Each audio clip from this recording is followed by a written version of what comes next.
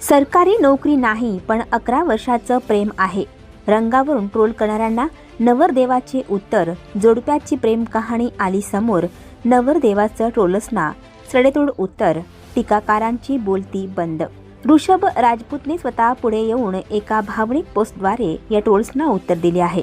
ऋषभ राजपूतने आपल्या मूळ पोस्टमध्ये सांगितले आहे की लोकांच्या मताला आमच्या आयुष्यात फार महत्त्व नाही. गेली 11 वर्ष सोनालीवर मी प्रामाणिकपणे प्रेम करत आहे. मध्य प्रदेशातील जोडप्याचे लग्नातील फोटो आणि व्हिडिओ सोशल मीडियावर जोरदार व्हायरल होत आहेत. नवरदेवाला ऑनलाईन ट्रोलिंगचा सामना करावा लागत आहे.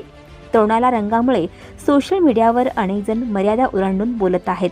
लग्नाच्या या शुभप्रसंगाचे व्हिडिओ आणि फोटोवर अशा कमेंटमुळे या जोडप्याला मोठ्या मनस्तापाचा सामना करावा लागत आहे. सोशल मीडियावर या जोडप्याचे फोटो व्हायरल झाल्यानंतर हे दोघे नेमके कोण आहे, त्यांचं लग्न कसं जमलं, अरेंज मॅरेज आहे की लव्ह मॅरेज, असे अनेक प्रश्न लोक विचारत आहेत. मिळालेल्या माहितीनुसार मध्य प्रदेशातील हे जोडपं असून त्यांचा प्रेमविवाह झाला आहे. या जोडप्याने 11 वर्षांच्या डेटिंग नंतर नुकतेच लग्न केले. ऋषभ राजपूत असं नवरदेवाचं नाव आहे तर सोनाली चौकशे असे नवरीचं नाव आहे.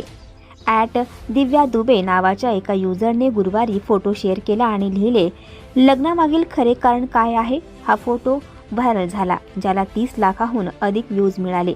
ऋषभ राजपूतने स्वतः पुढे येऊन एका भावनिक पोस्टद्वारे या ट्रोल्सना उत्तर दिले आहे. ऋषभ राजपूतने आपल्या मूळ पोस्टमध्ये सांगितले की लोकांच्या मताला आमच्या आयुष्यात फार महत्त्व नाही. गेली 11 वर्षे सोनालीवर मी प्रामाणिकपणे प्रेम करत आहे. ऋषभने म्हटलं की 2014 हे वर्ष होते जेव्हा मी या क्षणाची पहिल्यांदा इच्छा व्यक्त केली होती.